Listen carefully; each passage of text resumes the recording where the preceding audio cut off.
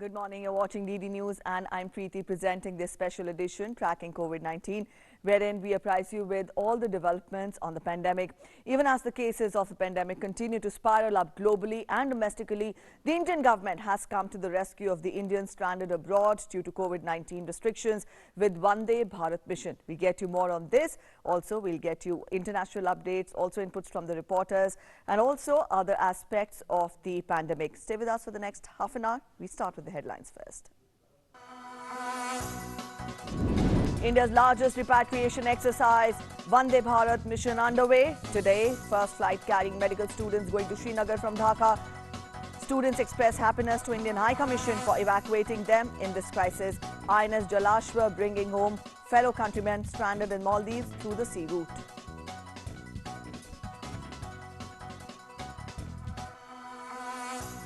Union Health Minister launches Ayush Sanjeevani app and interdisciplinary studies involving Ayush interventions for COVID-19.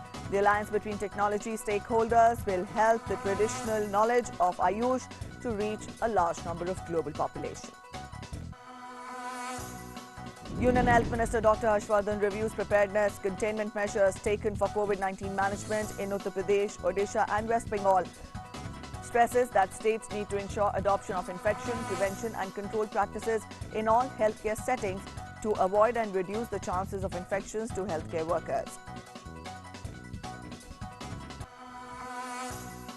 In the ongoing COVID-19 outbreak, total active cases of COVID-19 rise to 37,916. 16,539 patients cured and discharged in India. Death toll due to the pandemic reaches 1,886. Coronavirus cases across the world rise over 38 lakh with over 2,69,000 deaths reported so far.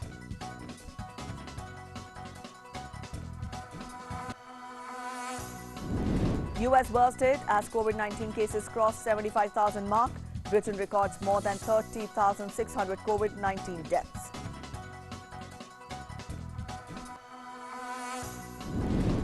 France records a fall in COVID-19 deaths, gradual and phasing of the lockdown to begin from 11th of May, borders to remain closed till 15 June.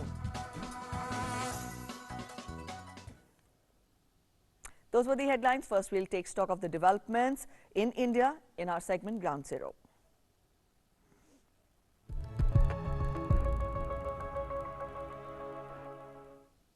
Let's begin with the latest numbers of COVID-19 cases from across the country.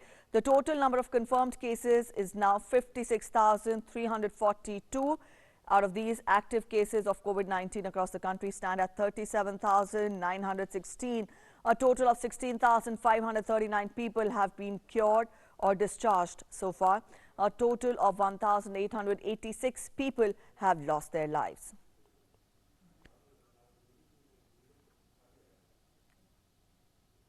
And up next, we'll get you the current status of the COVID-19 situation from the worst hit states in the country. When we go across to the map, we will get you the states. Here we have Maharashtra, that is the worst affected state. And in Maharashtra, the total number of cases is 17,974. Out of these, 13,979 are the active cases. 3,301 recoveries have been made and 694 are the fatalities. So the state of Maharashtra there, the statistical data on your screens. The next state is Gujarat.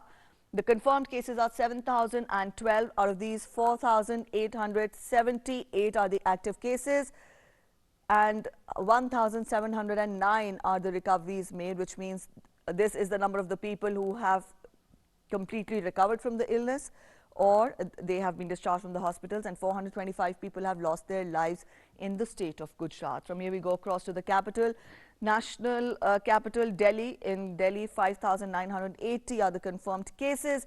Out of these, 3,983 are the active cases. 1,931 recoveries have been made, but there are 66 people who have lost their lives in the national capital. After this, we go across to down south, Tamil Nadu. In Tamil Nadu, the total cases which have been reported is 5,409. Out of these, 3,825 are the active cases, 37 are the fatalities, and 1,547 are the recoveries which have been reported from the state. After this, the next state we pick is Rajasthan. In Rajasthan, 3,427 are the confirmed cases. Out of these, active cases are 1,734. 97 are the fatalities, and 1,596 have been the recoveries which have been made. So when we talk of the current situation in the country, these were the first 5 affected states in our country. But again, the main point is to ensure that you take care of yourselves. You have to follow the guidelines. Make sure you follow the norms of social distancing. Keep yourself isolated and also maintain personal hygiene. These are the precautions. And remember, precautions are the best way to keep COVID-19 at bay. Let's get to other news. 2 special flights from the UAE carrying a total of 354 Indian nationals, including 9 infants, reached Kerala on Thursday night as India began its biggest ever repatriation exercise to bring back its citizens stranded abroad amidst the COVID-19-induced travel restrictions. The first Air India Express flight carrying 177 passengers from Abu Dhabi landed in Kochi. Later, Dubai Kozhikode flight brought back many nationals as part of the massive repatriation exercise named Vande Bharat mission.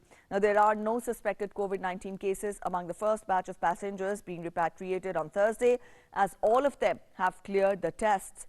The criteria of passengers' selection included medical cases, loss of jobs, pregnant women and senior citizens. On Monday, the Indian government announced plans to begin a phased repatriation of its citizens stranded abroad from May 7th. The government also said that Air India will operate 64 flights from May 7th to May 13th to bring back around 15,000 Indian nationals stranded abroad due to the lockdown. The Indian missions in the United Arab Emirates finalized the list of passengers who were chosen based on the compelling reasons they submitted while registering their names. The Air India crew members on board the repatriation flights were donning the full range of personal protective equipment. The moment I registered in Indian Embassy, all the officials, they had called us repeatedly and follow-ups have been done beautifully, and they all supported us in all the ways. And the first flight to bring back the stranded Indians from Dhaka to Srinagar will leave at 11 a.m. today. The flight will carry 167 medical students from Srinagar studying in Dhaka. The students have expressed their gratitude to the central government and the embassy for evacuating them during this tough time. The embassy, the Indian embassy, they did a good job actually. We had to do an online registration for that firstly, and then they sent us the emails accordingly, and we had to book our tickets. So they did a good job, really good job actually. Under the Vande Bharat mission, Indian Navy's INS Jalashwa, which sailed to Maldives for evacuating stranded Indian nationals, will start for Kochi today with evacuee Indians. INS Jalashwa, with the capacity to generate 3 megawatt of electrical power, 60,000 gallons of fresh water a day and extensive medical facilities, is ideally suited to undertake humanitarian assistance and disaster relief missions.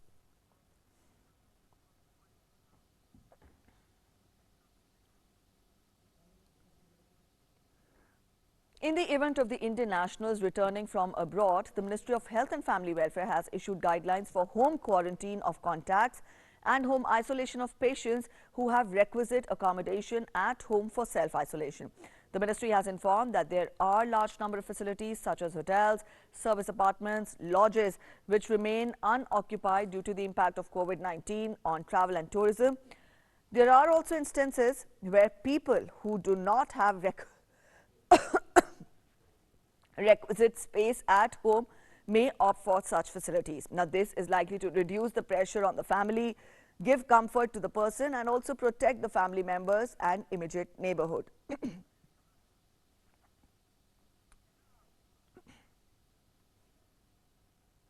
Union Health Minister Dr. Harshvardhan reviewed the preparations and containment measures taken for COVID-19 management in Uttar Pradesh, Odisha and West Bengal through video conferencing on Thursday.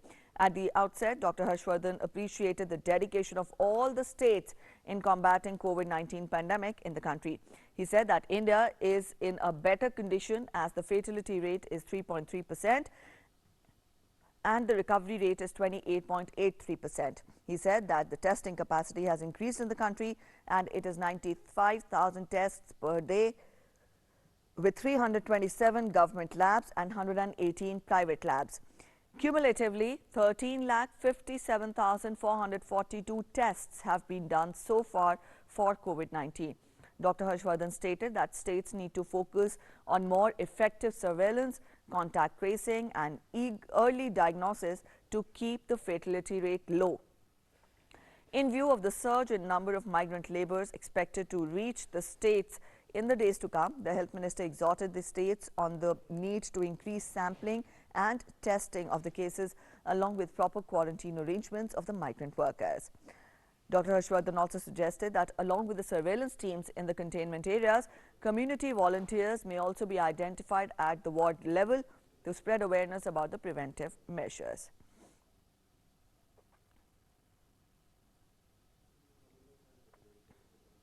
Union Health Minister Dr. Harshvardhan on Thursday launched the Ayush Sanjeevani app and 2 Ayush-based studies related to COVID-19 situation in the presence of Minister of State for Ayush, Independent Charge and also Defence, Shripad Yeso Nayak, who participated through video conferencing from Goa on May 7, 2020.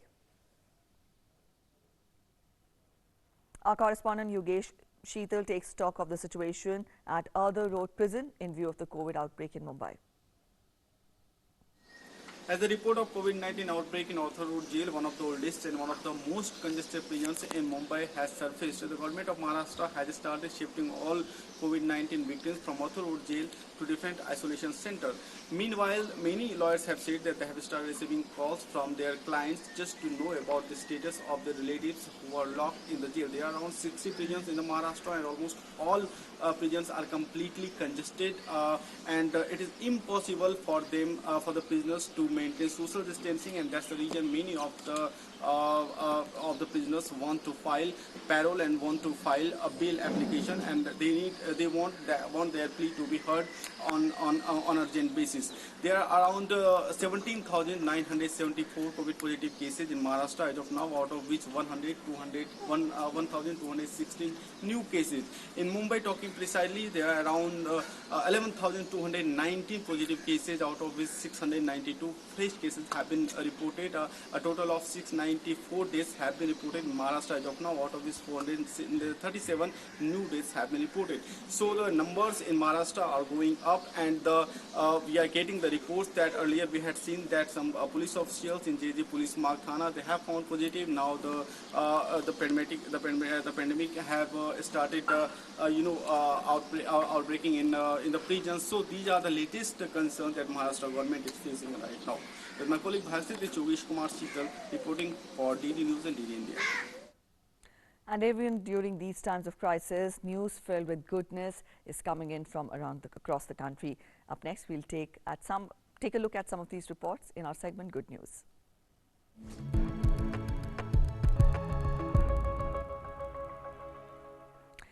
With rising demand for face masks to contain the transmission of COVID-19, an IIT Delhi startup has come up with washable face masks that can be reused up to 50 launderings. Triple lead mask has 99.2% bacterial filtration efficiency. Take a look. If you want to protect yourself and others from the coronavirus, the use of a mask is important. Amid such rising need, single-use masks are certainly leaving a hole in many pockets, while having disposable issues too. Considering that, a startup of IIT Delhi has made a face mask which is cheap, washable and can be reused 50 times. Ex-IITian Anusuya Roy and her team has made an antimicrobial and washable face mask named N-Safe. It is very easy to maintain it. After each usage, wash it with cold water and mild detergent and put it outside in direct air or sunlight to dry. After drying, put it in a hygienic place to store. The fabric-based antimicrobial N-Safe mask has very high bacterial filtration efficiency and is engineered to have a very good breathability and comfort. This is the mask. There is a wire in the nose region and there is an elastic band in the chin region. This too will ensure that I have a good fit with the face, which is a very important parameter while choosing masks. After using the N-Safe mask for 8 to 9 hours, one needs to wash it with detergent and cold water and then dry it in the sun. The cost of the pack of 2 N-Safe masks is 299 rupees, while it is 589 rupees for a pack of 4. Nishant Saurabh's report, DD India. COVID-19 has turned the tide on most business enterprises. Amidst the pandemic, Subir Saha, a petrol pump owner from Asansol in West Burdwan, is in the news for all the right reasons. He has taken a slew of measures to ensure that business goes as usual.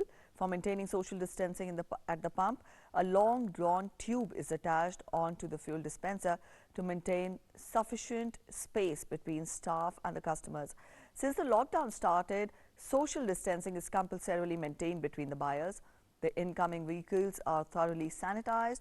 For bill settlement, a plastic cash box is used to ensure that sufficient distance is maintained. For digital transactions, a swipe machine is used, which is being sanitized every 45 minutes. Besides the above, petrol and diesel are being transported free of cost to small-scale industries nearby, helping them plod through the difficult times. Fuel at door step concept है। ये हमारे माननीय ministry of petroleum के जो मंत्री जी हैं उनके concept को साकार किया गया है ताकि हर एमएसएमई जहां बल्क डीजल की रिक्वायरमेंट आती है वहां पर जनरेटर्स वगैरह में पहुंचाया जाए। इससे बहुत सारे फायदे हैं। And up next, we get you the way we check the facts behind some viral information, and in this segment we get you the myths and we check them. And Prasar Bharati News Services has done a fact check where in Hyderabad edition of a national daily reported 50,000 COVID-19 deaths in India. Well, the actual figure stands at 1,783 as on May 7th, 2020 at 8 a.m. as per the Union Ministry of Health and Family Welfare. Now, the Hyderabad print edition of the newspaper has sincerely regretted for the error and subsequently corrected it.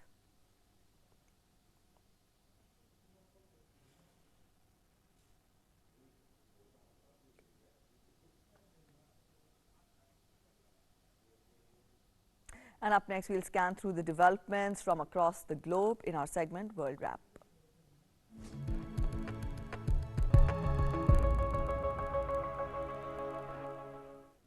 U.S. House of Representatives Speaker Nancy Pelosi on Thursday laid out the broad outlines of the next massive COVID-19 response bill.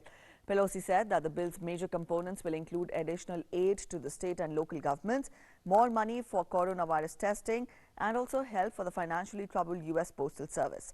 Without providing details, she also discussed the need for putting money in people's pockets and direct payments. The House is expected to vote on the coronavirus rescue bill next week.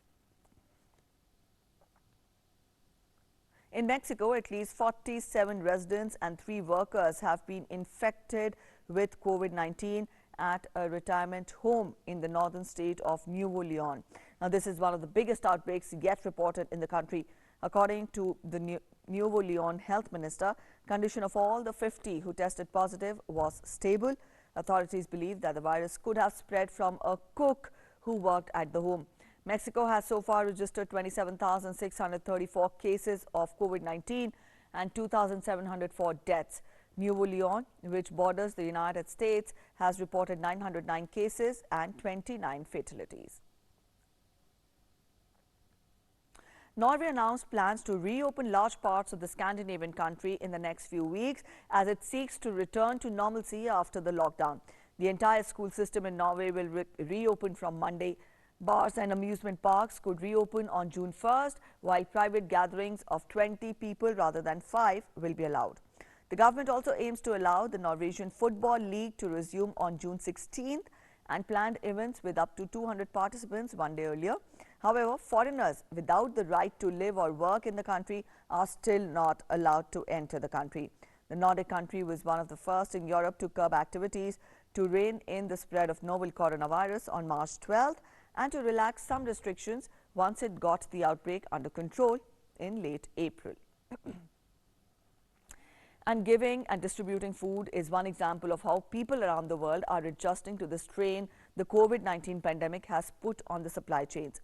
With unemployment soaring, demand from food banks is also rising fast. At the same time, farmers have fewer outlets to sell their crops, with restaurants closed or offering limited menus. In Western Washington, hundreds of drivers pulled over their vehicles to pick up free russet potatoes. Around 90% of Washington potatoes are processed for food service, nearly half of the international price markets. Now, potato producers in Europe have also faced enormous surpluses. The coronavirus pandemic so far has infected more than 1.2 million people in the United States and has killed around 74,000. And French Prime Minister has announced that France is ready to start unwinding its COVID-19 lockdown from Monday as planned. The French Prime Minister said that measures to curb the spread of COVID-19 will be kept in place in Paris when the lockdown is eased in other parts of the nation. Primary schools and most businesses will be allowed to reopen from Monday, while cafes, restaurants and secondary schools will remain closed till further notice. But for the first time since the lockdown began, people can go back to work and leave home without downloading a permit. However, country's borders would remain closed until further notice. The government has issued a color-coded map of the country, splitting it into green and red areas depending on the rate of infection. Restrictions will be eased more in the green areas than the red for the time being. And Russian military medics bid farewell to their Italian colleagues after traveling to Italy to help at the front line of the coronavirus crisis. Russia began sending doctors, nurses and medical equipment to disease-stricken Italy in late March in a goodwill operation that Moscow dubbed as From Russia with Love. Their tasks included disinfecting medical facilities and treating COVID-19 patients. Italy has been one of the worst hit countries since the outbreak came to light, with death toll topping 29,900. This is the third highest in the world after United States and Britain. And lip reading suddenly got tricky when everyone covered their face during the coronavirus pandemic. But Indonesian tailors have hit upon the perfect solution: see-through masks. Faizan Badruddin, who was born with total hearing loss, decided to adapt the traditional cloth mask along with her husband, Imam Saroso, who was also deaf, from their humble tailoring workshop in Makassar on Indonesia's Sulawesi Island. The couple started producing cloth masks with transparent plastic in the middle to help fellow deaf people. The couple can make up to 20 masks each day, and so far they have sold around 200 masks. They have supplied to buyers across Indonesia, including the capital city Jakarta and the resort island of Bali. Such invention has become a blessing in disguise for many in Indonesia. And up next, we get to a video on Arogya Setu app, which addresses privacy concerns. We assure our viewers that this app is completely safe and addresses the well-being of all our citizens. With that, take a look at this video. We'll take your leave. Bye-bye. Hi, how are you? I'm doing good and fulfilling my duty of responsible citizen by staying at home to maintain social distancing. Yeah, me too. Actually, I have a few doubts about the Arogya Setu app. After installing this app, what all personal information are we required to share? When you are registering on the app, it will ask you for your name, age, gender, profession, and your last 30 days of travel history. It would also request for permission to keep mobile's Bluetooth and GPS location on. So where does all this information go and get stored? The information submitted by you is encrypted and safely stored in the server. So information about me like where I go, with whom I meet, is also being stored in the servers?